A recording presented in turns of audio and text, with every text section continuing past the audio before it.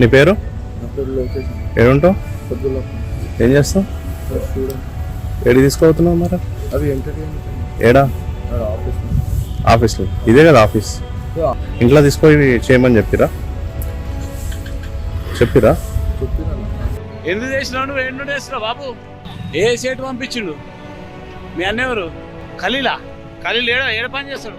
ఈసీఎలా? ఇప్పుడు ఏ మున్సిపాలిటీకి సంబంధించి తీసుకోబోతున్నావు? ఏ మున్సిపాలిటీకి సంబంధించి తీసుకోబోతున్నావు?